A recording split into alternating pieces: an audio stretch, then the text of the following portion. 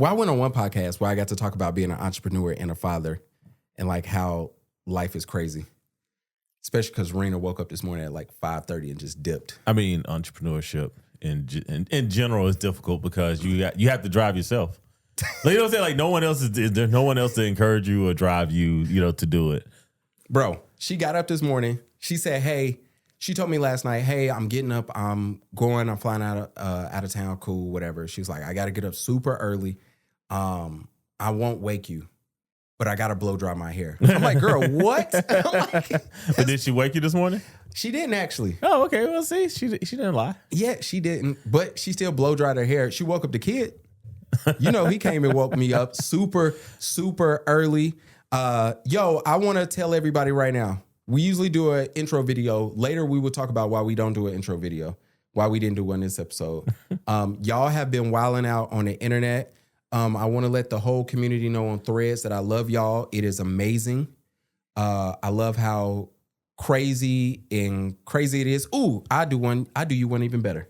Wait, we got a Threads going right now? It's a good Threads too, Mike.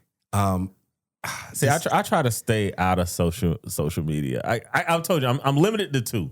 I can't go beyond 2. If you want to hear people just say the craziest things for engagement, Threads is where you're at. So I'm not even gonna do that one. I'll tell you that one later. It's about a young lady who was dating in Atlanta and she doesn't want to do it anymore. But that's not the one that had me mad, or not even mad.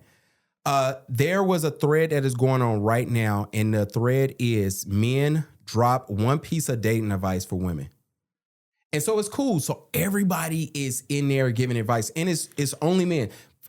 One of the few times the ladies just let us do our thing. So I was so excited for it. Now, in that, a guy, me and him are currently going back and forth. All right, what's the dating advice? If you want to be married and he hasn't proposed to you in 2 years and he's not in college, leave. He does not want to marry you. I'm not really mad at that take, but this is the problem always with that. if a guy wants you, he knows early on. Facts. Right? But okay. if he doesn't provide that feedback, or he's provided the feedback and you're not listening to it, and he's still hoping you're going to change. I think sometimes when a guy sticks around, it's a little optimism there, right? Okay. Like he likes her, like I really like you, but I'm waiting for you to just do that one thing to show me that you can make a change. Or what if he broke?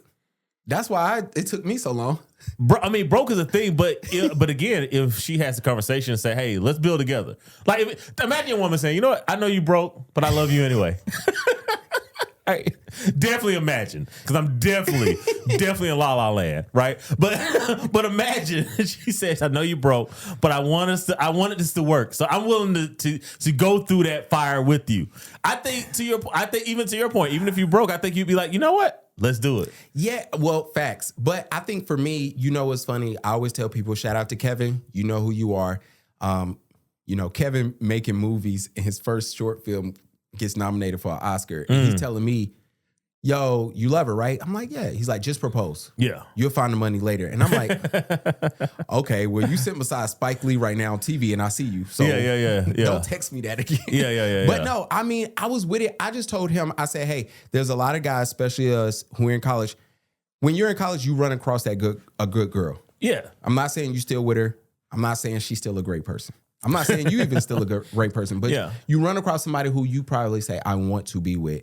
And the problem is, once you get out of school, it's so many things that has to happen that gets tough, right? And life is expensive, and it's definitely more expensive now, in comparison to even when we was younger. At least they fixed the eggs problem. Eggs aren't. Waffle House ain't charging us $2 an egg. Well, I get all my eggs from Sam's Club. Let me just look. That's how much inflation went up. That I finally was like, I need a Sam's Club membership. Like I gotta buy stuff in bulk because there's no reason for me to walk out of the grocery store with $150 grocery list and I have 8 things. I had like 2 drinks at the bar and I went to the grocery store. I bought $100 worth of stuff. And none of it lasted that night. And I walked in the house and she was just like, what did you get? She's like, that's why you don't go grocery shopping. Also, the ladies don't like us as Instacart shoppers. Why? Apparently men don't know how to Instacart shop. Man, that's the easy part because we just know. First off, we don't even bother you if it's like, if you're like, hey, they don't have it exact. Because I remember the first time I Instacarted and I stopped because I was like, I gotta know it because, if I'm like, get peanut butter, and I say get Jiffy, and like they don't have Jiffy, just like they didn't have Jiffy, I got this. I'm not gonna be like, I need you to define the Jiffy. Like, so no. No, she's saying that they don't like when we have to shop for them. Oh, well, that's why. Yeah. That's why. Because if the Jiffy's not there, I'm like, come on, sweetie. There's no Jiffy here. Let me start this podcast. Hold on, y'all. Look at the button working. We got company here and the button's working. There you go. Sit down, the Black Dad's Club. What the hell is the point of this podcast? Let's do it like that. If you are a black male and you're in a jam, hit me up.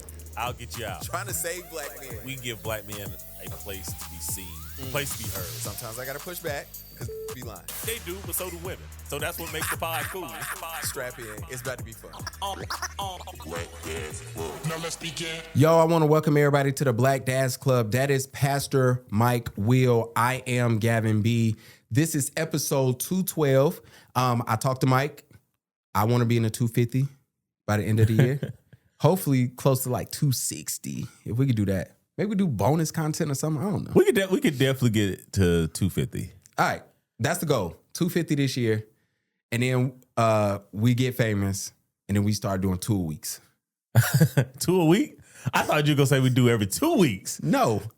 Yeah, so we going to 2 a week. Look, I'm with it, man. Look, we got to get self-employed. Thank you. If we get self-employed, I'm here. I'll create the content. I create travel content. I do the events.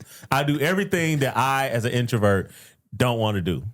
Look, when you think I'm introverted? No. You sure? No. You'll see on our event with the Hornets. Watch how I act. Mike is going to be so mad. He going to come back in here. For those who know me, who see me in networking events, I do not talk. I stand in the corner. I don't like when y'all ask me questions. I get confused very easily. So I like to stay in my corner. Mike somehow comes out of a shell. He don't like talking to y'all privately, but when it's like 30 of y'all, he's happy, he's excited. Because you got to get to work, man. You got to get to work. You know, remember, I'm a sales guy. So it's like, I understand in sales, you have to get people to talk. So I do love that part. I do love getting people to talk because people love to talk about themselves. So it's easy. Like, again, right, being in sales for the majority of my career before I moved over into, careers, it was like, if you wanted to sell something, just get the person to talk. So it's like you just ask them about themselves. That's why when y'all talk about advertising on this podcast, I send y'all to Mike. Hey, just get them to talk about themselves. It's an easy sell. And I'm looking forward to the event. I'm looking forward to networking, meeting guys in Charlotte. I love meeting, other productive black males, in the city, because I feel like we're so spread out that it feels like we're just the only one. And that's a mistake that I think that's a myth sometimes. Like, we think that we're special. And it's like we are special in the sense that, we've done all we could to become productive, but we're not the only ones. And I think sometimes we feel like, we're the only ones. It's like, man, no, there's hundreds, if not thousands of us that are around, and we should know each other. We should be able to interact with each other and one another. Facts, absolutely. So that event is January 24th. It starts at 3:30. Me and Mike will be there at 2:30. This is Mike's first time hearing that on air, so we will be there. The Hornets are playing the Wizards. Hopefully Trey plays. He's not playing. Hopefully LaMelo starts. Hopefully LaMelo plays, but it's a Saturday. I'm gonna tell you something I have noticed about the NBA, and I hate this about the NBA. It is a job for them. They will take the weekend off, bro. Facts. They will take Saturday and Sunday, especially Sunday. Sunday's like the worst day. It's like they will take Sundays off in the NBA, and Saturdays are hit or miss. Can we tell the truth? We tell the truth. Depending on what team is there. Sometimes the ladies from those cities, especially if it close, comes in towns and they distract all of our players. They're off on the weekend. I did not consider that. Washington, the ladies are Memphis, off on the weekends. Washington, Memphis, and Atlanta. And of course, all the big, your Bostons, your LAs, your Miamis, especially when all the registered nurses are off. Look, all the travel RNs are flying in. Hopefully Melo is focused and ready. But apparently, like, him coming off the bench is working for them, allegedly. We'll see. I need him to trade him to Miami. Yeah, but we'll trade him. Trade him to Miami. Here we go. But yeah, we will be there for the event. It's going to be great. The panelists, have been announced. They got a special guest coming. I can't say who because I'm gonna just lie and say we signed the NDA, even though we did. But it sounds good. Make y'all think we more important than what we are. Dad tip of the week. This is brought to you by me and Mike. If anybody wants to sponsor that part, you just contact us and please click the right button on the contact form. Some of y'all do not do that. Dad tip of the week. Prepare for your kids' future. Cool enough. You know, when you talk to dads, especially minority dads, it is a bunch of us, right? Mm-hmm. So I went to my group chat and I said, hey, I have X amount of dollars that my father gifted to my son, which is rare. Because I can tell y'all right now, my grandfather didn't give me nothing. Every generation is better than the last generation. Allegedly. And yes, they are. And so I told him, I said, I don't know what to do with it. Yeah. And I told him, I said, it's easy to go put this in a savings account, right? Mm-hmm. And don't get the maximum amount of money that you can get. So I was asking him what was happening. And shout out to Ryan. I'm going to give you credit because you said we never give you credit. He talked about getting a 529 for my son. Yeah. And setting it up. And then, you know, at least you can add to it. And it's there for whenever Roman wants to go to college. Shout out to you because you're going. He might want to follow in his dad's footsteps. He might want to go to photography school. No. Wait, hold on. Let's talk about that. If your son says, you know what, Dad, I want to be a photographer, where do you guide him as being one of the top photographers in the Southeast? Like, you tell him to go to like an art institute, Savannah Art Institute. Do you tell him to go to NYU? Like, what do you do as a father? Like, your son says, I want to be a photographer. If he wants to be a photographer, what age? Give me an age. He tells you. How old is he? 12. Like, my son's about to be 12. Okay, so let's say 12. So then first thing I would do is get him a camera. Mm-hmm. And my first thing is what kind of art you want to create. Okay. Just capture what you find interesting. Yeah. Once we get there, I will ask my son one important question once he gets ready to go to school. Mm-hmm. Do you want to run a photography business or do you want to be a photographer? Yeah. Because those are two different things. Gotcha. My favorite thread of the week was photographers are great creative, terrible business people. So I would ask them and say, yo, what you want to do? Yeah. Because if you want to, then, hey, if you say, hey, I want to be an artist, I want to be a creative, then yes, you got to go to NYU. You should go to an art school of some sort. Also, we can get you in those classes earlier. So maybe you don't have to go all the way to New York, but maybe you start studying photography at 14, you go to camps, you sit with this professor. But also, if you want to run a business, then, you know, that's when I say, hey, we're going to college. But guess what? You're going to college to study marketing, to study business. And then, honestly, not trying to be selfish. Oh, my life get easier, buddy. But also, at that point in time, I get to plan. Now I get to pass this along. But my goals have to then change. Because I think I've told you, this has to take off in the next 2 years so I can quit. Yeah, true. I could do the photography I want to do. Yeah. My barber was asking me that. He was like, why you keep saying that? I'm like, because if the pod takes off, I get to do photography that I want to do. Yeah. And with that, when I was taking my business class last year, some of y'all know because y'all been just following along that long. My professor asked, hey, do you want to pass this along to somebody? And I said, no.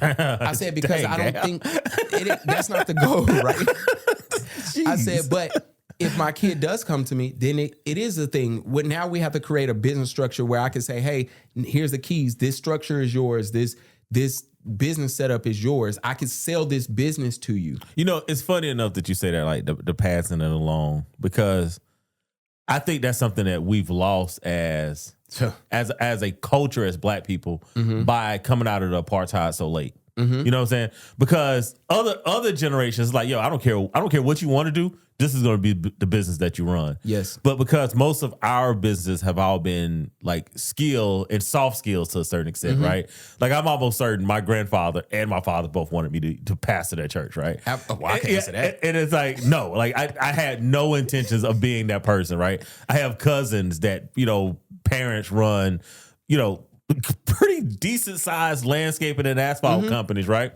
Yeah. They want nothing to do with it. Absolutely. They want nothing to do with it, right? So, you know, you have a photography business, you're like, yo, I don't care if he does it or not. Like, I wonder, is that cultural, or is that something that's just a sign of the times? You know what? Shout out to Note and Accord. I was going to wear your shirt today, but I didn't. I'm going to wear it later in another future episode. But the perfume, right? Yeah. And when I went in there and made my own scent, that's a family business. Yeah. And it's funny enough, her son is 16 and he wants to be a photographer. And so I'm like, she's like, yeah, he got this little girlfriend. I said, how you know? She said, because he been making sense and taking it to the girls at school. I said, oh, my man's smooth. He killing it. I like it. I like it. I love it, right? Yeah. And you got to know the ladies ain't going to never find this scent nowhere else. But it was funny. I said, is he interested in it? She said, I won't put it on him, but if he gets more interested, then I can pass his business down like how my family did. But like, you got to show interest. It got to be something you love. Yeah. And I think that's super dope there. But yeah, plan for y'all kids' future, man. That's our dad tip of the week. Give us 1 second. We about to take a break. Do not want providers for real. They want immature men with money. Yeah. They want men who base their status off of how much money they have in their wallets. They want men who lead with their wallets. They do not want a man to genuinely be a provider in their lives. For those of you who are new here, I'm a certified life coach. I specialize in love and relationships, self-development, and finances, and I have been doing so for close to a decade. Because let's think about it. When we go onto social media now, we talk to any of the young girls now, what they talking about? He got to have some money. He got to have some bread. He got to pay for this. He got to do my nails. He got to do my hair. I'm not going on the first date unless he dropped $200, $300, $400, $5 million on me. There's nothing said about character. There's nothing said about integrity. There's nothing said about ambition. There's nothing said about goals. It's just how much money does he have? And the men who lead with their wallets are typically the men who have nothing going for themselves because they reel you in financially. They know that that is the most attractive thing about them. And because they know that's what they can offer, and you guys have made it abundantly clear that that's the only thing that you're looking for, they're winning. What is this called? Simping. Oh, I thought it was prostitute. Never mind. Oh, well, I mean, simps and prostitutes go hand in hand. Facts. Shout out to both. Yeah. It's simping. Like the moment she was like, lead with your wallets. And the funny part is she's like, yo, women don't really like that, but y'all like the resources. Y'all like the access to the resources. I mean, look, I said years ago, man, simps are out of control, but they are in charge, bro. First of all, I didn't like our group chat. Hold on. I got a burp. Company is gone, and if you've seen the YouTube video, then you know we had company up in here. But I will say this. I didn't like me posting from the high-end escorts thread on Reddit, and all of y'all ignored me. I posted from there yesterday. Well, we had to go through. I haven't went through the high-end escorts thread. Because the first thing I saw a complaint, and I was like, I need time to go through this. Yeah, I posted a story because y'all know I be on the Reddit, and I posted it in our males group chat, and the whole group chat just ignored me. And I'm like, this is good content. But the reason why I'm mentioning them is because I'm here to let everybody know, me being a certified bird on this podcast, the escorts have changed what simping means. Of course they did. Of course they did. And they have the men over there saying that, hey, simping is when you really care for someone. No, that's not what simping is. I'm telling you what they told me. Yeah, it's not what simping is. It's like we're not gonna let men who can't get women naturally and women who sell box create definitions. We're not letting them do that. Like we gotta stop taking advice from link in bios and guys who click link in bios. Man, I found some fire OnlyFans yesterday. Sorry. My wife officially knows that I got unbanned from the sex worker thing. So she just sits over there. Yesterday, she literally came over to me and was like, I want to laugh too. What you find so funny? What's so funny?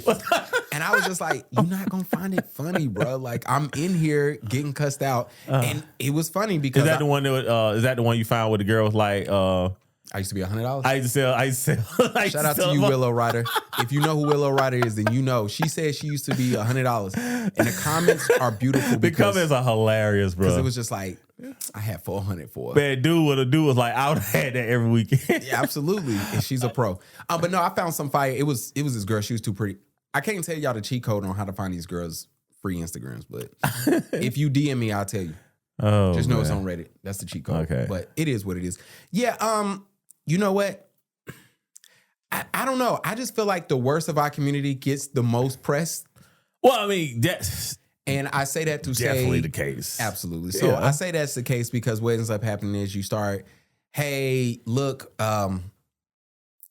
they always show me the girl who's on the date with the dude and she orders like 3 to-go meals. And the dude is just like, what's going on? I love when the dude gets up and leave. I hate the skits though. And that's the problem. I hate the way that the internet. So when it first started, if something wasn't true, you would be able to tag it, and you got tagged enough, you would get suspended. Well, Elon is scared. You now, would get so he not doing banned. it. Well, Elon and Mark Zuckerberg. And it was like, let's be honest, that was a better internet, right? Like now you watch stuff and you're like a Druski skit is damn near the same thing as like real life now, because you like, you know what? I can appreciate Druski because at least I know Shout out he's to Druski. joking. Druski is hilarious. Yeah. Druski, that church skit, That's top tier. That chef kiss. Yeah. That he nailed that from top to bottom. What was your favorite part? I got Christian Dior. I got Christian Louboutin. I got Christian Louboutin on. Christian first. Like I'm a Christian. That was perfect because that is Christians in a nutshell. It is. My favorite part is, did you tithe? Oh yeah, the end. Oh gosh. Back the fuck up. Yeah. Oh, my God. Absolutely. Sometimes it do feel like if you don't tithe, your pastor do look at you like, Yeah. back up. I mean, like real talk, I can see a pastor say, "Get the fuck off my car." Absolutely. Yeah. And I don't know. I laughed so hard when he had the old mother. She was like, the old mother can't get pregnant. And it's like, bro, because no disrespect. Because I was highly confused when I was reading the Bible and, you know, Sarah's having a baby at like 900 and something age or 95. You know what I'm saying? All this stuff, right? And it was like, cool, this is crazy. People having kids this long, this old. That don't happen now. So when you pull up the old lady in the church and it's like, she can't have a baby no more. You know, at church, when you see it, it'd be hilarious. It'd be like, it is crazy because it's BS. And you know what? It's funny. Had I would have known that, I would have left one of the things that I had took out of this week's production meeting was because like it was Poor Minds. They had Kayla Nicole on there, and they were discussing freezing their eggs. okay. All right. And I had sent it to one of my friends that has experienced, you know, having to try to go through IVF and the failures of it. And she went off. Oh, God. And I was like, hey, do I got permission to use this? You know, because, you know, it's a sensitive topic. You know what I'm saying? So, Thanks. but she was like, yo, you absolutely do. Funny enough, like that skit came out. I think we passed it out last night. I should have left it in there. I took it out because I was like, it's real personal and it's men talking about women's business. Oh, they cuss us out. Yeah. But with that Druski skit, like that ideal of like, yeah, you see a 50-year-old woman, and you're like, yeah, she can still have kids, and it's like, yo, they be doing that in church, and that's a manipulation tactic. Absolutely. You but know, I impregnate her with the word. yeah, It's but like, it kind of goes with that other conversation. And here's the thing, older women do have kids. I have a cousin that is 3 years younger than me. So and she just had a newborn. dang. Yeah. She just had a newborn. But she also had like 2 kids like in her 30s. And that matters when you're trying to have a kid for the first time versus you've never, you know, you never have had a kid. And it just, when you mention that, it's one of those things where I would have liked to had it more research, because that's something that men run into when you're settling down, and it's not a conversation that we're really able to have, which is like, hey, I'm 39, you 38. Do you want kids? Do you want kids? Are we going to be able to have kids? Right? Like what? Like it's not really a conversation, but that is still emotional labor. Like it's a sensitive topic for women, but we've made it a non-topic for men. Like, yo, you take whatever you can have. If I can't have them, that's your lot in life. If I can have them, that's your lot in life. But just funny you mentioned that. I was just like, it's one of those things that men we really never get to talk about. Do the pastors get upset with this skit? Absolutely. And but I'm glad Druski did it, because it's like I'm so sick of these fake ass pastors. I thought you were going with the other F word. I said, boy, cancel us so bad. No, you know, I have some decorum. Y'all know I don't like men being y'all know I don't like men being emasculated, but I wasn't gonna go there. I wasn't gonna go there. I saw the pod flash before my eyes, my nigga. That is definitely pod flashing for you. No, these fucking pastors. Oh gosh, I love Mike. You could insert probably whatever you're thinking, and it probably also will apply with these fuck ass dudes. But because I hate when people use and manipulate other people. That nothing pisses me off more than that right there. You know what I'm saying? Especially people of color.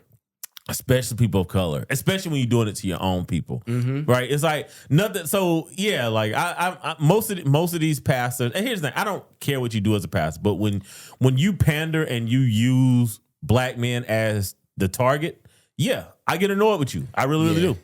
Last thing I'll say about Druski, Kurt Franklin might want to fight you. You might blow up his songs because that might take people back to the New Nation Project, but. Because he played that ended. Oh my God! When he did the revolution, and then he when he was in the back in the church office, counting the money. I said, yo. But Kurt Franklin might want to box you. I will tell you, Kurt Franklin's like 5'6" though, so you ain't gonna have no problems. Hey, Druski like 6'2". Yeah, 6'3". So you be good. You can sit on him. Good. You can handle it. Yo, so if you are tuning in this podcast, clearly we have an intro that you will see later. Yeah. We'll talk about that later one day. But so this podcast is going to kind of just be jumping everywhere. I will say this. We need to have a conversation about Fetty Wap coming home and his baby mom immediately hopping on the internet complaining that he hasn't come home to see their daughter yet, even though he just got out of prison, even though he got a bunch of other kids. And here's my thing. Masika, I'm not here to say that you are wrong in how you feeling. You a bird, so you making it about you is on brand. Also, I was early on podcasting when Fetty Wap was popping, and I said when he got with you, you was gonna ruin his life. You can go check the game tape because I saw you how you were online. I saw how you was on reality TV, and he was so naive to what happened. The story of Fetty Wap and how he became the rapper is disgusting. You know what I'm saying? And how they played him. They tricked him out of his money. A bad contract. Most people don't know Fetty Wap, that whole first album was done before he got signed. So his label had to do nothing. Wow. And you get 4 number ones off that. You would never see a rapper get 4 number ones off of one album they first year rapping. You would never see that again. Number 1 songs in the country. We ain't talking about rap songs. We talking about in the country. You would never see that again. You never seen Drake do it. You never seen Kendrick do it. You never seen Jay-Z do it. So did he own his masters from that first album? Oh gosh, man. And his label did absolutely nothing. They was handed a gift. That is and so, sick. You know, Fetty Wap, you know, it's a reason why you go from 4 number ones to selling smack on the street. And that's what he got locked up for. You know what I'm saying? It's a tough situation, but you got Masika, whatever her name is, she on Love and Hip Hop. And, you know, she cute. She called him. Y'all know the snipers. The girl snipers, they worse than the dude snipers. They get you. Oh, the girl snipers are legit. Yeah, they like the girl snipers. Like if I was doing NIL deals for a college, I would hire the girl snipers because they know who gonna be good. Well, why you think Dion had Brittany up there? Thought she was just up there giving Hey man, them girl snipers, man. Like, nah, if I was a scout, I'd be out there. I would find the top Instagram chick and be like, "Hey, come here." Can this dude play? Y'all tell me what you see. Man. Tell me what you see. Bernice had Jaylen Brown shutting down restaurants for her. Yeah, like tell me what you can see, man. No, the girl snipers are all over it. Yeah, so there is a conversation about, getting the wrong baby mom and your life just going to shit, and then you getting out of prison, and she just like, let's make this about me again. Well, yeah, I mean, here's the thing that I always tell guys, and you can ask any guy that has been like going through it with his chick, I always tell them like, you might as well stay. You know what I'm saying? Like, if you can stay, you might as well stay, bro. Like it is not fun out here. But and the second thing is you're never gonna be done with them. Like I tell all my guys that, like, I'm like, you can be divorced from a woman all you want, bro. Y'all can have a custody order all you want, bro. You are never done with her. The only time you will ever be done with her is if she moves on with a guy that's better than you. Dang. That's it. That's the only time you're ever gonna be. Now, if she moves on with a guy better than you, you'll never hear from her again. Yeah, she probably leave a kid with you and leave. No, she gonna stunt. She gonna try to take the kid from you. Like she's still gonna poke at you, but it ain't nothing you could do. It ain't nothing you could do. Well, actually, there is something you could do. Y'all guys don't like doing this though. I always tell y'all need to make friends with the guy that's around your kid. Women hate that. They hate it. They hate it. Yeah, that is what you probably should do. That's what you should do. Make friends with him. Next thing you know, that nigga start fighting for your rights in the house. Exactly. But you can't get too close because then she gonna leave him. And then This is true. She will. She gonna try to leave him. She's like, but it's like, yo, get close to that dude. Yo, he gonna speak up for you. He gonna tell you what's going on in the house. She is going to hate it because then she know that she can't really lie to him because she know that he gonna low key like shoot it over to you, and you gonna be like, hey, yeah, she did the same thing to me. I'm telling you, make friends with like once that dude you see like he ain't leaving, he ain't going away. Stop fighting, bro. Make friends with him. Hey, what up, bro? Let's grab a beer. Hey, yeah, or just run into him in the club. Send something over. Yeah, like, hey, let's grab a beer, man. Like, yo, that's the only fight you have left. That is the only fight you have left. Speaking of fighting, what's going on with Dipset? This Dipset beef with Cameron and Jim Jones. And our boy, what's Dame Dash? Weren't they in the streets last week trying to fight? Yes. Okay, and to whoever was like trying to tell your homeboy to go fight Dame because Dame evidently got hands for real life, you wrong for that. I don't know who it was. So I'm not gonna say who I think it was. But the fact that you like, hey, go get him, right? Because Dame was like, yo, if you want that smoke, come get it. And the fact that you was like, you telling your homeboy to go get him instead of you going and getting him, that says a lot about you New York dudes, for real. Well, this whole beef is disgusting because Jim Jones and Cameron are super funny. Yeah. They are comedian funny. Like, they are hilarious. Speaking of comedians, T.I. stop. No, man, come on. We can't tell T.I. to stop, man. He's chasing the dream, bro. And I can't fault him for that. Yeah, he's chasing the dream. If it's a hobby you want to do, but when I'm saying stop, it ain't the comedy. Yeah. You can't dress up like Eddie Murphy, though. No, true. Okay. To that point, yes. Like, dude, you are T.I. You can be... Because, like, the old T.I. even threw on suits. Yeah. Like, so, dude, you have range. You don't have to dress like Eddie Murphy. That is true. That's what you can't do. Yeah, but yeah. I say this to say, these two guys are funny. And I was in high school when Dipset was like Dipset, right? And I grew up in Charlotte. I went to school in Huntersville where half the dudes in my school said they grew up in Atlanta, and the other half said they grew up in New York, and everybody grew up off of Betty's Ford. So it was kind of confusing as a person I was the only nigga at the school telling the truth that I was from Charlotte. Right? Black people used to love that had to be weird back in the day, bro. Like, yo, I remember I'm going to school. Most of y'all know Huntersville is white as hell. I'm going to school, and this is when Jewel's got the big bandana, so all the dudes wearing the bandanas to school. And I remember that scared them white parents so bad. They started talking about a gang task force at our school. And if you got caught with a bandana, they sent you to the alternative school quick. And they got rid of so many black kids. Just for having a bandana. Yeah, because, people was fake. Whatever gang you want to insert their name right there. Good but this Lord. beef is sad because it's grown men, and I don't like the whole physical part. And it's beyond grown men, bro. These are dudes in their 50s, man. Like, there's no physical fight that you should be wanting to get in your 50s, literally unless your life depends on it. And Dame Dash, he wear dentures. He can't be fighting nobody. No offense. No one should be fighting anybody. Like, at some point, like, we need to put an expiration date on beef, right? You can not like somebody, but it should be. You know what? Let's to help existing parties. At 55 years old, our beef expires. Not if I'm 50 Cent and Ja Rule. It still has to expire. Even 50 Cent and Ja Rule. At 55, there's nothing you can do to one another at this point. You haven't financially ruined the other person, so you can never do that. You 50 definitely financially ruined Ja Rule. I think Murder Inc. kind of did that to all of them. Well, nah. Because who out of Murder Inc. still had loot like that at the end of it? None of them. Outside of Irv Gotti. He barely had any. Yeah. I think Irv said off his masters, he only made $250,000 a year. Yeah. He said he was able to. So who the hell screwed over Murder Inc. then? Good Lord. 50 Cent. You think it's the height of Ja Rule? They fighting. Remember they had a RICO. And 50 Cent happens, and in the middle of that, the FBI is investigating the nigga who shot 50 Cent. Is they pointing fingers, and you with Supreme, and that's what the FBI, not 50 Cent. 50 Cent like to take credit for it. Yeah. I mean, here's the thing.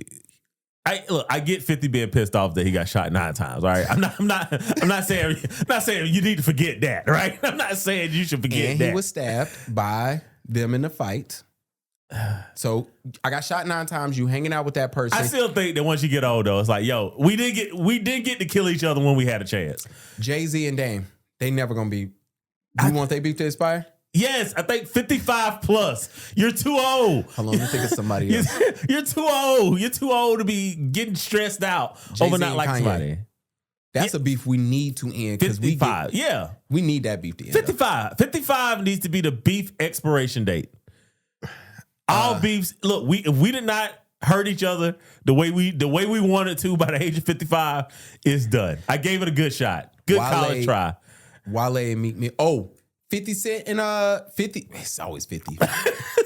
Yeah, so maybe 50 at 55 for sure needs to let beef go. And we don't want no smoke with you, so I'm gonna just move past this. Let's get to it. Let's do this one right quick. Oh, my baby landed in Utah. Hey, shout out to all the ladies who said they was gonna cook for me last time she was out of town. She out of town this time. You still can't cook for me. You are not getting me cussed out. But I do like the idea of y'all thinking you gonna cook for me. Hold on. Yesterday I shared with you guys. So, let me get this straight. You're telling me that Mr. Tendernism don't own the restaurant that has gone viral because of the meat falls off of the bone? Boy, look here. This is Tendernism at its best. And that this man is the owner? So this whole time, we thought Unc was the one who was getting the profits, the benefits, the financial rewards. But yet it's the owner. Unc ain't nothing but the mascot. Unc ain't nothing but the face of the restaurant. Unc got the secret recipe. Now that Keith Lee exposed them in an indirect way, because God works in mysterious ways. Let me tell you what happened in case you missed it for the people in the back. Keith Lee, the famous food reviewer, went to the restaurant to try the food for the first time and to also leave Unc a $4,000 tip. But Mr. Tendernism was busy and security said no. I don't care what you say anymore. This is my life. And then after the fact, the owner found out what happened. And then he made a video. If I would have known he was here, I would have probably asked Edie to stop for a few seconds so we could go over there. That's what I would have done. But ever since I reached out to him, I've gotten zero response. That video looked like a hostage situation. We thought he was a regular customer, so we treated him. Y'all get what's going on here. Yeah. All this is wild. Okay, I know that black people most of the time we don't own 100% of anything. I get that. I did think that owned a good chunk of the business. I thought he owned zero. I did not think was a mascot. I thought this was a family restaurant. His family restaurant. That's what I'm thinking. That's what I'm saying. Sorry. I hadn't, bruh. I thought it was like somebody drunk uncle who be back there cooking. Yeah, he cooking, but it's a family restaurant, right? Restaurant. I didn't never think but I thought he had some percentage of the owning of the restaurant. I did not know that he was just a blood clot mascot. Like, oh my goodness, man. Calling him a mascot is correct. It is correct. It is 100, because that's exactly what he is. And I'm like, yeah, you know what? I worked in food and beverage, and this is what happens. Whenever you're working in a restaurant, there's somebody that does something funny. Yeah. And usually the boss who's over everything shuts it down so quick. Yeah. Because they're not cool. They're not plugged in. They don't know what a TikTok is, a TikTok is, a Facebook reel. They don't understand none of that. So they're just like, nah, we're not doing that. We're not doing that. And it's usually the manager who's like, yo, this is so funny. You need to see this. And then what ends up happening is they do it. It gets press and views. And then the owner comes in and goes, hold on, wait a second. Dude. Now, I bet you this man had people coming in to see him. Yes.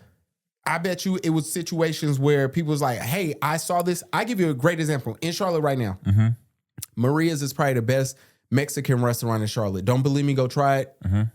I ain't been there since like Ro was born. Yeah. I might check it out today then. You may recommend it. I might check it out. Maria's is fire. It's off South Boulevard. It's great, right? So before we used to go in there, Maria's was like, it looked like a hole in the wall. It's right beside the Dominican spot. It looked like one of them It just didn't look good, right? So it used to always just be busy on Cinco de Mayo. That's it. Yeah. That's the only day. Anytime you go to Maria's, like mama come out, they hugging you, everything. Man, I went there once the world opened back up after COVID.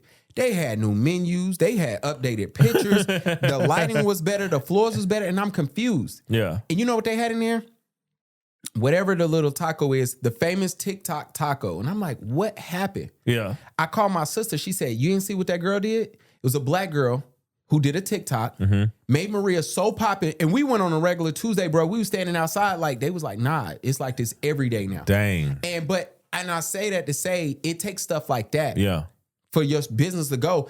This man just lucky he had the talent in house. Yeah, he had the talent in house. Because I thought Mr. Tenderism, like I said, I thought it was his restaurant or his family restaurant. Like he got it falling off the bone. Keith Lee shows up. Everybody know Keith Lee, the famous food reviewer. Famous UFC fighter. Yeah, right, not famous UFC fighter, but he did fight UFC. Don't try Chris Lee. Try Jesus. Because don't come here. Sorry, I take it back. Yeah. So like, you know, and he's making all these TikToks, and it's like, you know, the food's looking good. Had me making some brisket one day, right? And then it's like, it's not even his. And not only it's not his, it's not even black owned. It's not even black on, and it's positioning itself as Mr. Tenderism. How much? How much would it cost for me to shuck and jive for somebody to be a mascot for the white man? How much? Yearly. Yearly? Yeah. Come on. And don't lie. I'm gonna tell you, it would be a guap. So I used to roast coffee, and I had a guy that wanted me to come and like do coffee for him, like roast it for him. And I would have made six figures. I was like, I'm already an employee. I don't want to be somebody else's employee with your personal money tied into it, right? And it wasn't like the passion was just me loving coffee. It wasn't work for somebody else. So to answer this question, I don't know. I mean, Gilbert Arenas type money. Like, you know, because you know what he's pulling right now with Underdog. I mean, they're shucking and jiving for Underdog. Facts. So it would be, but to be fair, they're the number one pod, you know, in sports. That's what they say. That's what they say. For me, I don't know. To be a mascot, it's probably gonna be like 200K. 200. 75K. Extra 100. An extra 125 if you want me to jigaboo it. No, that's not enough, Gal. It's not, but like it would have to be Underdog money. Like I'd be sitting here, like I'd be selling that shit to my community, like like the cocaine cowboys in the 80s, bro. Like I think everybody needs to have a real conversation about like mascot money and jigaboo money. Because a lot of y'all get out there and y'all start doing the jigabooing. And they only ask for the mascot. You're doing too much. They only ask for the mascot and you jigabooing. Like the Nigerian big... That might actually be... We might actually get banned for that. Jigaboo might actually be a slur. Is it? It could be. You can Google it. Shucking and jiving. Let's move to shucking and jiving. All right. We black. I know, but you know, they look for any reason, bro. So shucking and jiving might be easier for us to use. Okay, but y'all know the word I wanted to say. I can't even say it. I'll tell you off here. All right. Remind me to tell you off here based off this topic. You're going to be like... I say it here. My wife said something one day. I was like, you can't say that. It wasn't a racial slur, but it was like, you shouldn't say that. You shouldn't say it. You shouldn't. And she was like, what? And I was just like, don't worry about it, sis. Don't never repeat that shit out.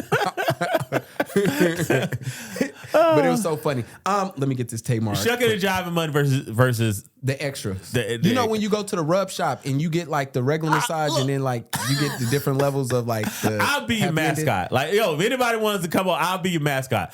I'm not shucking and jiving. Shucking and jiving is just... I can't shuck and jive. I can't. Yeah. Like I need the people to know I'm being paid to do what I'm doing. Yeah, like I'm not enjoying it. Not that I'm selling my people. You know, like the big Nigerian bodybuilders who go in and he eating and all that. Yeah, shucking and jiving. If we find out that he works for a white company, I swear, all of y'all getting deported. Yeah, all of y'all.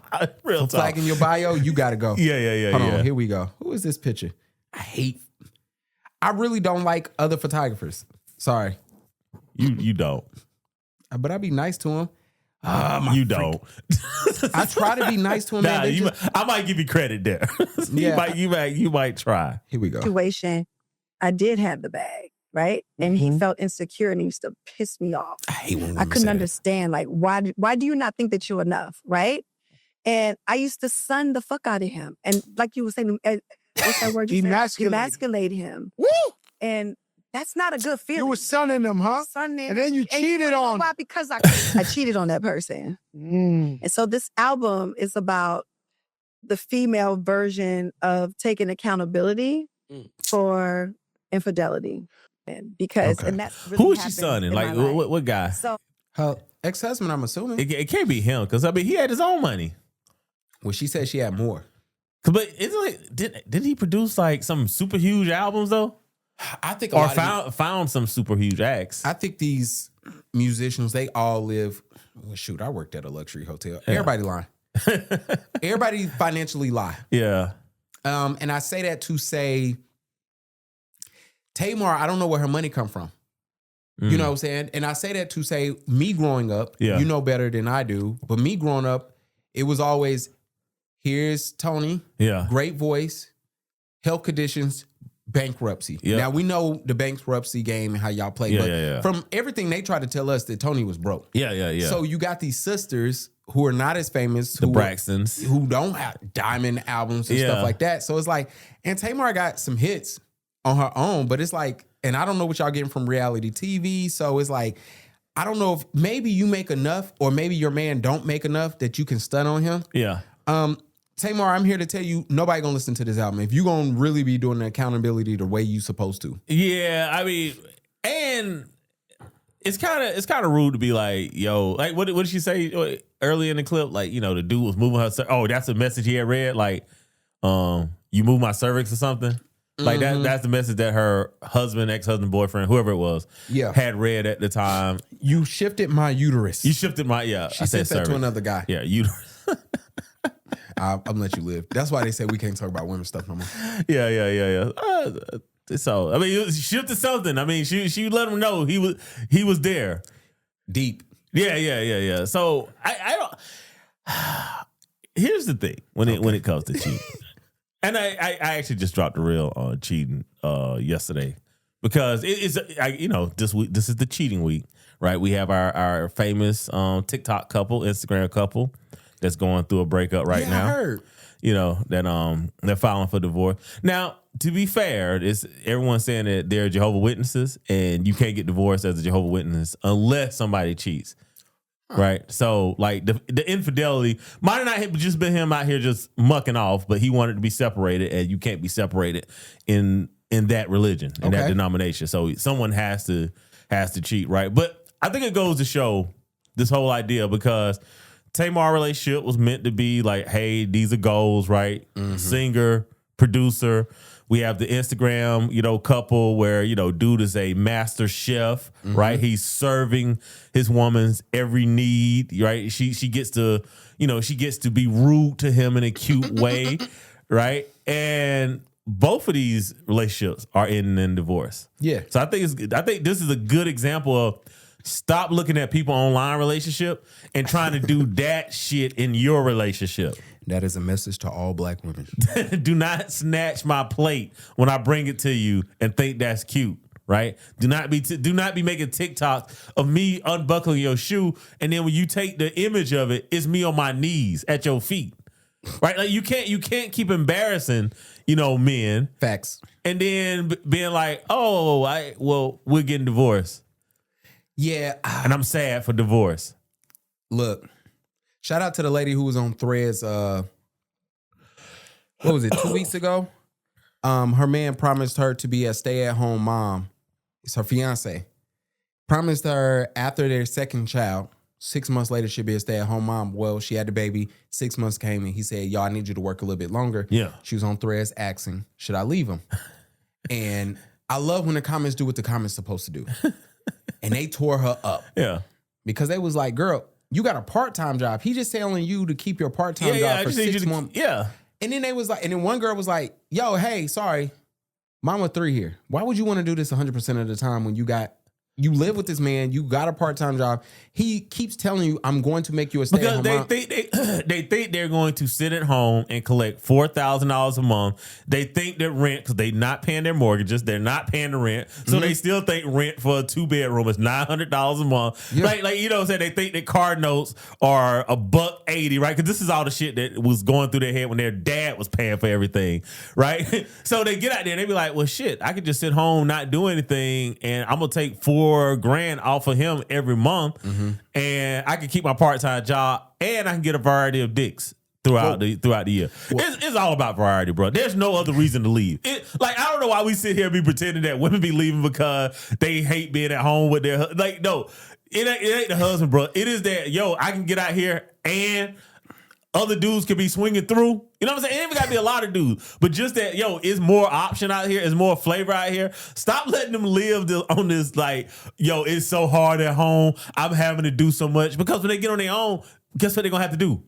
All of it. All of it. And all of it. All the comments was telling her that they was tearing her up. I wrote her. I was like, "Yo, you gave him 2 kids before y'all got married." Which is insane. But it's also insane for men, though. I wish men really understood that we can't be handing ourselves out also. Yeah, facts. You know what I'm saying? Like, I really wish we could really understand that, man. Like, because you get it when you become an older man, but like when you're a younger man, you really don't understand. It's like, bruh, stop giving all these women access to your body. And I'm not even. This is not me virtue signaling right here. This is me speaking as an older man that has had a great time in life. And I'm telling you, you look back and you be like, "Yo, only like 4 or 5 of those really, really deserve, who I was." Oh, or this dick. Yo, I want to welcome everybody to the sports section of this podcast. My Panthers went home. Great fight. Yeah, man. Honestly, it did good. The Rams, I don't know, 7 weeks ago looked like a Super Bowl contending team, and every time they play the Panthers, you like, y'all. Yeah, man. Rudy throwing the ball for the Panthers, that was great this weekend. He did good. I'm here to tell every Panthers fan, I love y'all. We are one of the most delusional fan bases. Like, we as far as like delusional to least delusional, we in the top third. Especially because absolutely in the top third. We have never won anything, so it's kind of weird to see us so high up there. I'm here to let y'all know. I should make that list. Delusional football fan base from start to finish. We should just rank them. Yeah. But Bryce got to go. I'm sorry, he's not gonna get taller. I know a lot of y'all are like, "Hey, should we pick up?" I was on the Reddit from our actual account, the real account on the Panthers Reddit, and you got people in there calling for him to get, his extension. And that's like, yo, pick up that 5th year and prepare him to be a backup for whoever you about to get. But I would pick up the 5th year, and I'll be honest, I would not re-sign Bryce. And I mean, here's that: I wouldn't re-sign him before he hits the free agent market, because I think when he hits the free agent market, he might get offered $28 million, maybe. I mean, who's going to offer Bryce $35 million though? Like, who needs a quarterback? So you might be able to get Bryce back at like $28 million a year for 3 years, just fully guarantee it. And I think that'll reset the NFL QB market, because it is stupid right now. Like, you can't be having just quarterbacks just make $65 million, like Deshaun Watts making $55 million. Like, he getting jerked off. Yeah, literally. So it's like, what we need to do is, have the Panthers just take a chance and be like, "Hey, throw Bryce out there and see what happens." Because he not going nowhere to start. No. I'm trying to think, who got a worse quarterback situation than us? Well, the Jets always have a worse quarterback situation. Like, I mean, that's like the last 60 years of football. Yeah, they've had the worst quarterback situation. But I mean, even the Jets, I don't think would even sign him. Hell no. So it's like, just let them go out there, see what the market is, and then we'll have a reset QB market. That's like, where QBs might only need to make $28 million a year. Like, every quarterback should not be making $50 million a year. Yeah. Well, shout out to the quarterbacks. They do not want to hear that from Mike. Now, I know they don't, but here's the thing though, right? If you make 28 and your offensive line is great, your next contract, you might get a $50 million contract that you don't deserve. Yeah, facts. Shout out to Justin Herbert. I don't think you've ever played football before Sunday. That's what it looked like. Bro, he is legit playing behind the worst offensive line, perhaps of all time. Yeah, they made Charlotte look good. So, I mean, now, he still looked terrible. I'm saying the offensive line. The offensive line. Yeah. Charlotte's offensive line. Exactly. Yeah. I mean, like, I love when they show them, they show their PFF rankings, and they be like, each person is like, it goes, I think, 40, and I think like 4 of the Chargers are in the 30s. That's crazy. As the offensive line. So it's a historically bad offensive line.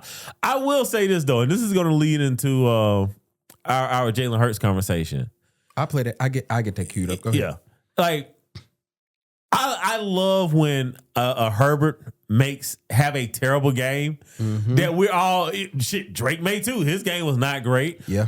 Aaron Rodgers' game was not great. Oh, Aaron Rodgers like shit. Yeah. So I love when these guys have these historically bad games, right? And we all seem to understand what's going on. Absolutely. Aaron Rodgers fell down.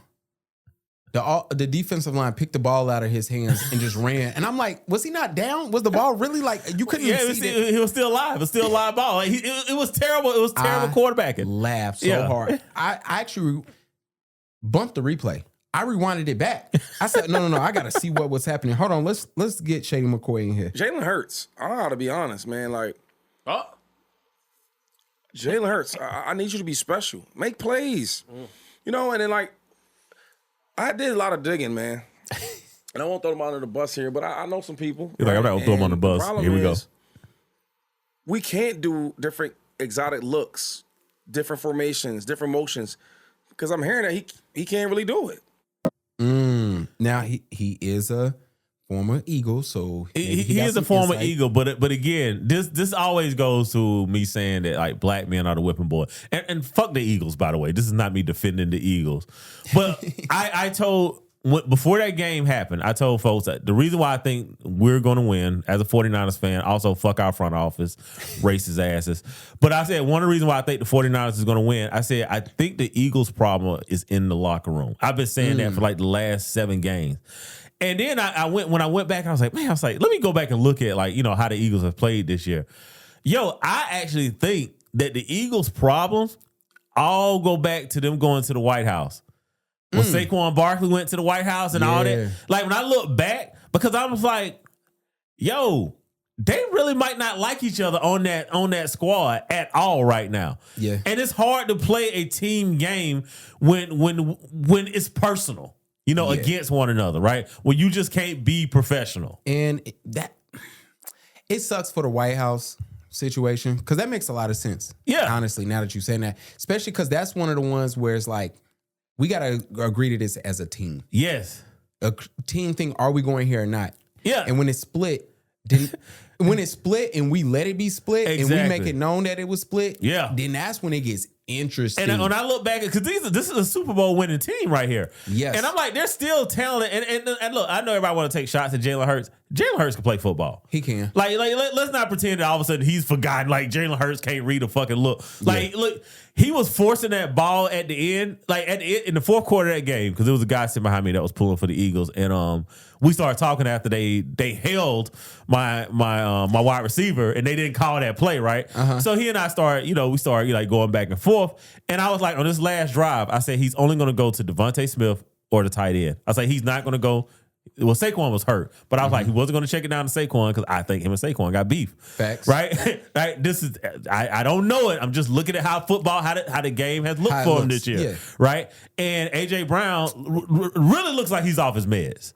I don't know if he's on meds, but he really looks like AJ Brown checked out in like week 4. Yeah, he looked like he's off his meds right now. So I was like, that team has locker room problems. Yeah. So I hate that Shady is going in on Jalen Hurts versus like low key. I'm looking at Shady, a little suspicious now. He's getting my Stephen A. Smith, Ryan Clark glare. Now y'all not Jason Whitlock, but I am looking at y'all with those suspicious eyes. And Shady, you're getting the suspicious eyes now. You are getting it, and I hate when y'all do that. I know some people. Yeah. We've all used the I know some people, and we don't be knowing nobody. Like, come on. And I know you used to play for the Eagles, but bruh. The equipment manager who was there handing you towels 10 years ago, his information be bad, bro. Yeah. Congratulations to James Harden for moving into the top 10 of all-time points in the NBA, which is crazy. That is crazy. I did not know he was getting up there like that. Yeah, and it makes it... Boy, scored a lot of points. Yeah. Has there been a more disappointing scorer of all time? yeah. Like, is he the most disappointing person that's going to ever hit 30,000 points? Because he's going to hit 30,000. No, Carmelo was. Actually, Carmelo didn't hit 30. Carmelo came in around 28. Oh yeah. If he would, those last few years, he was trying to get there, but he just couldn't. He couldn't put the ball in the bucket, which for Melo is crazy. Yeah, I think James Harden might be as far as 30 for sure because he's not there yet. I think he's like 28 and Melo's around 28. I think Melo's like 11th on this list. Okay, then cool. Yeah. Melo's legacy might be the most disappointing of all time. Could be for real. They're not gonna hang your jersey in New York. They're not giving you a statue because they don't do statues. They should hang it in Denver. Well, that's Jokic's number. This is true. So what you gonna do? I think Melo's number gets retired when Jokic retires, and they're gonna just retire both of them, and that's gonna make Melo look crazy because. Well, real hoopers know that Melo was like he was Mr. Buckets in Denver as number 15. He was a poor man, Kobe. Yeah, Jokic. Why would you take number 15? Because that show you how much Denver didn't care about Carmelo. Oh gosh, like y'all could have gave Jokic. Like he's from freaking Serbia, right? Yeah, he could have gave him 41. He wouldn't have cared. You know that Denver gave him that number. Like, yo, you want 15? They have erased Melo's Melo's legacy. And I'm gonna tell you who else did you in, Melo. LeBron did you in. I noticed your banana boat brother. He did you in too. Yeah, because y'all legacy. The legacy was supposed to be you, Wade, and LeBron. Yeah. And Chris Paul is your little brother. LeBron James had played not only so much farther along than you. Yeah. He's been so great after you left. Well, I mean, that's the crazy thing. They were so close in age and they played similar position, not similar style, but similar position, that them coming in at the same time, it was always going to be an overshadowing. Absolutely. Like one or the other. You know what I'm saying? Because didn't Melo get Rookie of the Year? No, LeBron got it. Melo should have gotten it, I think. Yeah, if you was around, you know that the Rookie of the Year was supposed to go to Melo, but you can't allow LeBron not to win it. But that's what's going to happen. Like now when we tell the NBA story, we don't have to tell it with Melo. We don't have to tell Melo in it at all. We was going to tell it with Wade's going to be in there because LeBron went to the Heat and Wade did it before both of them and he, whatever. Wade first 5 years, Jokic first 5 years, Kawhi's first 5 years, not KD. Those three first 5 years had like top 5 of all time. Like you moments. You might be a top 5 player if we basing everything off these first 5 these years right here. You might you're gonna be all time great. And Kawhi, he cutting grass for whatever company that is that Pablo told us about for $20 million. Yeah, Wade over here kicking his wife out on the street, got her with a sign up. Oh, and God. then you know how it is. Also shout out to my boy Kevin Durant. Congratulations, my brother. You is he number 7? Number 7 on the list. Hey man, I think you will hit top 5. He gonna hit number 6 next week. Yeah. Well, I think he's 100 points away, so maybe the week after next. 4 games. 4 games, yeah. Yeah, he having like 27. Yeah. Which is crazy as well. I wish, especially at 38. Yeah. Well, he might be 39. Him and LeBron, real talk, him and LeBron, they killing it for their ages, bro. I think that KD, he don't have the LeBron mindset. Clearly, we know that. No shot to you. Yeah. But what I'm saying is, I don't think KD wants to play. I think he just like, yo, I can shoot. Like, I think one day KD is going to be the guy during the summer. Just retire. Yeah, I think. But here's the thing about KD. Like, I think KD loves hooping. Yes. So I think as long as he can get paid for hooping, he's gonna hoop. So I think he actually might play 41, 42. Yeah. Because if his body doesn't break down, like if KD strikes me as the type of player that if he's not in an actual NBA game, he's at LA Fitness on Lifetime. Facts. Hooping. Like dude played against speed. Yeah. Like he just a hooper, man. Like he is the guy that had his basketball, his shoes, and his shorts in his trunk wherever he's at. Facts. Do you see Speed as a Shuck and Jiver?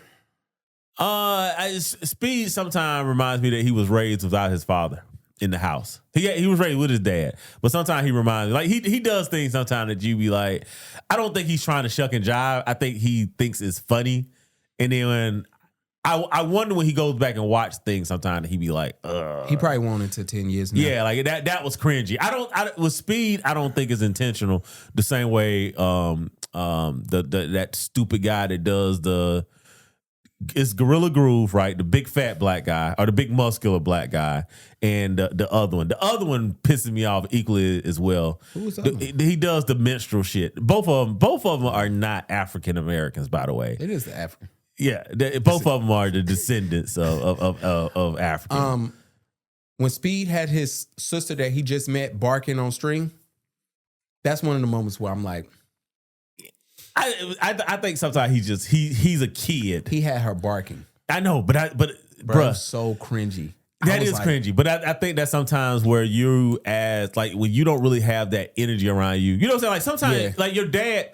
Typically, as a man, when you grow up in the house with your dad, you'll do something that's super stupid that your dad don't. He can't even form the words. Yeah. So he just looks at you and just be like, "I can't believe you're my son right now." Right? I got a story. It's inappropriate. It's about. Yeah, and I think Speed missed that, right? Because I think sometimes as a man, you know when you're doing something stupid, and you be like, your dad just be like, "What? Ain't no way this is my child. Ain't no way." What? See, your mom don't get it. Your mom just either yell or thinks it's funny. But your dad would be like, mostly yell. Yeah. Hold on. Our country has selective empathy for everybody but working class, particularly white males.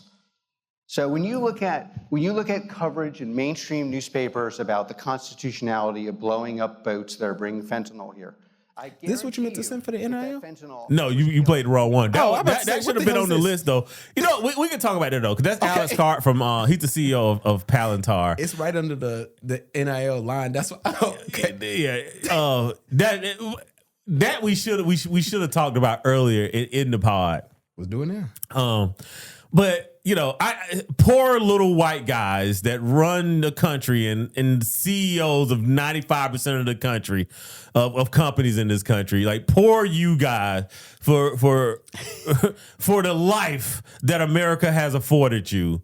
And you know, and this is the second part of that. This is what pissed me off about that, because Alex Karp is the CEO of Palantir, which honestly they run so much mainframe information. Okay. Like they run so many mainframe that I wouldn't even be shocked if this goes directly into his inbox just for us mentioning, you know, the name of the company. But the issue that I have here is that we are in this place where we have went full flung white nationalism from the top. This is the CEO of one of the most powerful companies in the world. And he's basically saying, like, hey, we need a country that's just for us, right? Elon told y'all. If you just let it play, right? And that's the problem, right? You got Elon, you have this guy. And it's a reminder for blacks that, and look, I get as annoyed with black people as anybody else that you will ever meet. But this is something to remind us, like, hey, man, you know, when our communities were strung out on heroin, right? Nobody was carrying Narcan. Never. Nobody was putting them in rehab. No one made it. I don't even know if it's even a federal offense to be a heroin addict anymore, right? Not in Oregon. But when people was getting caught with literally, like, I mean, take a nickel out of your pocket when no one carries change, right? And just hold that in your hand. Yeah. If you got caught with that much heroin or that much cocaine or that much crack rock, it was a felony. Like you were getting locked up and getting labeled as a felon forever. So like I'm listening to this clip and I'm just like, how do you want us to feel sorry for you? Yeah. Like, I don't know how to look. For one, all your fentanyl is coming from China. It's not coming from Venezuela. Yeah, we know that. Yeah, so that is bullshit. But I put that clip in there. It was meant to be in the geopolitics portion, which we did leave out. But with all that being said, one of the things that I said in group chat last week was, as much as I am not a fan of this current administration, I have to look at the fact that every time this country goes to hell in a handbasket, we put the smartest Democrat that we could find in office, right? Whether it was Jimmy Carter, who was super smart, whether it was Bill Clinton that was super smart, whether it was Barack Obama that was super smart. Now, this time, we don't really seem to have a super smart Democrat available, but we do have Gavin Newsom, who's petty, right? But he's not Barack Obama. He's not Bill Clinton, right? But after each one of those guys, right, Republicans went and just dug through what they could find, right? Outside of George Bush Sr., who they only elected for once, right? Yeah. Who's actually was freaking brilliant, right? They went and got his moron son, right? Son that was so stupid that his father was like, no, Dick Cheney's gonna be your vice president. You don't have a choice. Right? They got Ronald Reagan, who used to be the guy that greeted people that walk into Las Vegas hotels, right? Shout out to his wife. And then they came back with a true eater. I'm not talking about people. Why? Oh, sorry. And they came back with Donald Trump, who was a reality TV star that only was selected because everybody else was like, I'm not doing that, right? I'm actually running a real business, over here, right? So even if Democrats get back in office and they can get things on the straight and narrow for 8 years, if Democrats do not remove the powers of the presidency, like you have to reduce everything that Dick Cheney did when George Bush Jr. was elected, if you don't undo all of that, right? Yeah. And if you guys don't start working together as Republicans and Democrats to get the power of the United States back into Congress, if y'all don't do that, they have went from Ronald Reagan, George Bush Jr. to Donald Trump. Do you want what comes next? JD Vance? I don't even know if it'll even be that good. JD about to get rid of his wife. Hey, and get with homegirl. Y'all know who she is. I ain't gonna say it. That stuff looking weirder and weirder by the day. And I ain't seen Erica on my page. I did have this to pop up. I thought it was funny. This is not funny. Hold on. We saw Charlie Kirk catch 8 receptions for 144 yards. Yeah. We saw Christian Kirk. I'm sorry. I apologize. Wow, Stephen A. Wow. Wow. See what be on his mind? That's why First Take is ass today. And I would have called this. I know it's a mistake. I wouldn't have played that if you wasn't playing so much on the other side. Yeah. That I don't think that you go to sleep thinking about all this. He definitely go to sleep thinking about, wow, that is a crazy snafu. Yeah. Stephen A is gonna ruin how great his daughter can be on TV with the black community. I mean, he's ruining himself. I mean, look. Hey, it goes back to the question: how much to Shuck and Jive? There you go. You go. He got $100 million. Hey, y'all upset with NIL? We don't have to play that clip. But it was Prairie View head coach being upset with as he said these are his words. Okay, so I wanted to play it. Oh, he's sick. He's sick of you uncles and single moms to athletes. That's what he said. Now I will say this: another reason I wanted to play it because he said that it should be a salary cap. There will be no salary cap on NIL. Nope. The top is off the can. Yeah, and here's the thing. Even if they put a salary cap in, nobody is going to follow it because you can pretty much give student athletes whatever you want now. Look, the genie's out the bottle. Yeah. Yeah, look, SEC schools, I'm a South Carolina Gamecock fan. I am so sorry we don't have billionaire alumni. Nah. We're screwed. Y'all was passing out churches, though. We are SEC school. Look, Illinois have like 5 active billionaires. The University of Illinois in Chicago. Well, in not Chicago, was it Champaign? I don't know. Wherever that. They have like 5 active billionaire CEOs right now. University of Michigan, God knows how many. Like just like even like the Code clothing company. Like they are from Michigan. Like, bruh, the Big Ten. It's over. They're gonna run shop for the next 10 years, man. Damn. They just fired Mike Tomlin. Damn. That's tough. That is tough. Who they gonna hire? I don't know. Harbaugh. That's tough, dog. If he go to the Steelers from the Ravens, that's crazy. Still to the Ravens. Because they rival. They are rival. I'm trying to think of how I like that for Lamar. I would say go to the Jets, but they're just like the worst franchise in football. The fucking banana republic of football teams. Where could he go? I don't know. What makes this so sad is Miami. He could. Miami. He would do well in Miami. What makes it so sad is they should have did this probably like 10 years ago. Yeah, but I mean, they gave him a shot. Look, low key, and I didn't want to say this last night because y'all know I'm always pulling for bros and I'm always shooting. Absolutely, I'm always shooting bail. But I was like, we'll clip only this. I was like, he get fired. Like when I saw that game last night, I was like, he get fired. Absolutely, and because it's time. The only reason why you can't fire him because he keep having winning seasons. Yeah, and they keep making it to the playoffs. I mean, and but the thing is, the Steelers. It's the Steelers.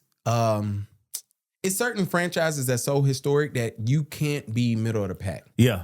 And that's why Dallas keep firing everybody, which they need to fire their owner, but can't do that, right? But it's like, yo, they keep being middle of the pack. So it's kind of like, what are we doing I here? had a great idea, but Gav wanted to cape for the billionaires. I think what happened? I think every 10 years. Oh yeah, they should review teams and be like, if your record is not over 300, they force you to sell the team. Yeah, you're going to be richer for one, but it's like the Jets need to be fucking sold, bro. They do. Put a new owner for the Jets, bro. The Jets and the Steelers.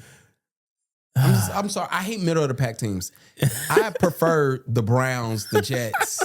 You know what I'm saying? Who else never try to win shit? I don't know. I just need Jacksonville. Like low key, I don't even like the Jets, and I'm feeling sorry for the Jets. I don't even like them. I don't really care for New York like that, or New York people of any race or demographic. If I'm just being honest, like do not think I'm being any bias right here. I don't like New Yorkers in general. We got to the 19th, but who you got, Miami or Indiana? Indiana. Indiana has been the best team by and large all year long. I love how they saying it's the first time ever that a French, I'm gonna call my franchise, has a losing record. And is going to play in the national championship game. Like overall, they just have a losing record. That is crazy. It's no more amateur sports. These are junior pro leagues now. Yeah. So you might as well call them a franchise. Like they are a franchise. And Car City is. Matter of fact, I'll tell you right now, if you want to make some money in that game, take Indiana and bet them up. Because he has an axe to grind because nobody gave him a job when he was at JMU, and he is not happy about that. He ain't never happy. Yeah, like dude, think about getting your first major head coaching job in your 60s, right? Like imagine we do this, and it God forbid we take off. Please, I mean, Lord, like too. But imagine like you bust your ass and then like you hit success in your 60s, bro. Like low key, you gonna let everybody have it. Rick Ross. Before we get out here, last thing I'll just say, what they talking about? AD out several months with a hand injury. Bro, go ahead and retire, bro. It's over. Bro, he's the most snake bitten player I've ever seen in my life, bro. In basketball, I mean, I'm pretty sure in football we could think of some guys who could stay healthy, but in basketball, bro, he's the most snake bitten player I've ever seen in my life. Facts. They just picked up Bryce Young last. Well, contract. Yeah, I mean, because how much is it? 27. Yeah, like that's about what Bryce Young should make a year moving forward. Which is a lot of money still. I mean, like, bruh. More than this. I wish Shuck and Jive 27 million. Oh, I do more than that. I'll do more than that. Shout out to them. Look, man, I want to thank y'all for tuning in and listening. We will explain why I was a random woman in our video later. You probably won't see it until mid-February. That'll give you some indications. Yeah.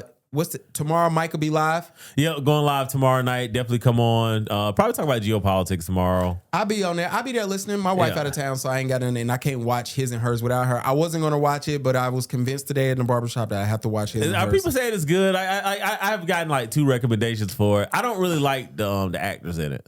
Really? Yeah, I don't like him as an actor. He's annoying. And I didn't like her in not Rocky. Was that Rocky? Creed. I didn't. Well, I like him. Well, funny enough, so she's in the Avengers, so I liked her there. I didn't like her. I mean, she couldn't hear Mike in Creed. Man. No, it's something about her acting style, man. Like she couldn't hear. No, first she could hear in real life. Because I know what it was. She was kind of annoying, like she wasn't, but she couldn't hear. And I liked him as the Punisher.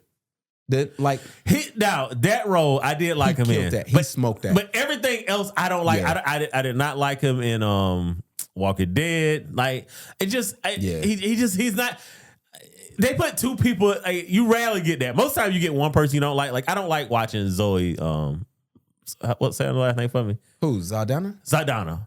That ain't her. No. I'm saying like people that I don't like. Like you know what I'm saying? Like flame us up. Yeah. No. That's not her. No, she overacts. Bro, and here's the thing. I love the show that she's in. Lioness. That is like my favorite show on television. And when I tell you, like, I'd be like, yo, please cut this camera from her. Like, she overacts it. She overacts it. My son made me go and watch Avatar. And I'm like, I can't even see her, and I know it's her. Well, James Cameron, he said, I can't even see her. He right. You right. If you don't like her there, then you just don't like her. I'm not, his and hers, after the first episode, I just told my wife, I was like, I've seen this already. Like, I've seen it. I forgot the movie of it's the show. So the premise of the show is, and you're gonna say, oh, I've seen this already. Yeah. There's a dead person. He's a detective. She's a reporter. They are married, and he's cheating on his wife with the dead girl, like who's now dead. Yeah. But the first episode ends with his wife catched him cheating. And the next, that's how the first episode ends. So it's like, so the rest of the season is guessing who killed her, either him or her. And it's like, it's gonna be somebody random. Have you finished it yet? No, I only seen the first episode. Okay, because that's what I was going to ask you, because I am a movie spoiler. Like, I don't care. I was going to ask you, like, who killed her? No, I don't know. All right. After the first episode, I told Karina, I was like, yo, we watched this already. And apologies, because I know some of y'all hate shit being spoiled, which is why we don't really talk about movies on here, because I am the type to be like, just tell me how it ends, I'll still watch it. Yeah. I was just like, I already seen this. And I know it's not going to be them two. It's going to be somebody random. Yeah, maybe it's both of them. What if both of them killed her? Well, here's the thing. Her first day back, homegirl, this is all in the first episode. Yeah. First day back to work, because she's a news reporter, she lost her job to a white girl. Yeah. Because she'd been missing for a year. Got you. Or whatever, right? Cool. So she lost her job to that. But her boss give her an opportunity to go report on this death that she has nothing about, allegedly, because, we supposed to guess it's her, right? Yeah. So she asked her boss, she said, yo, the girl who stole my job, can her husband, who's a cameraman, come with me? She fucks him in the first episode. So it's like, in my mind, I haven't seen nothing but episode 1, but now I'm just thinking, it got to be the news reporter. It got to be the girl who stole the job. Like, all right. I killed your man's mistress because, you got me interested now. And I'm like, all right. And they fucking, it's just like, whatever. I'm like, what's going on here? And the dude who, the cameraman, I don't know if this is going to make you like it, how you feel about him. The white boy who's on The Wire season 2, he's like the nephew, the tall, lanky white boy. I don't remember. But he's on The Wire. What else was he in? You've definitely seen him before. But anyway, he's in there too. He got like a porn mustache, which got me into how biracial black women love ugly looking white boys. But that's a whole nother subject. That's a theory I have.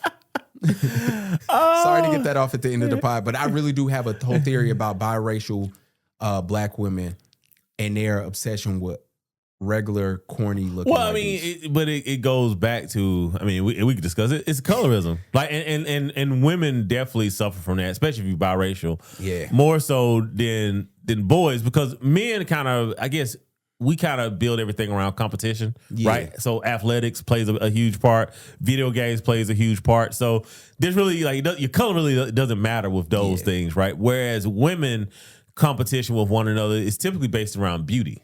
Yeah. Right. And beauty standards. So I get why women suffer from colorism more so than men. Yeah. But I want to dilute my bloodline. I'm not saying that's exactly what they want to do, but it seems like they're like, I want to make a prettier baby. Yeah. Then I don't feel pretty. Yeah. Like I think that's where it comes from. But shout out to his and hers. I won't be watching unless my wife forced me. So y'all better DM her and tell her to force me. And with that, we're going to holler at y'all next time. Holla at your boy.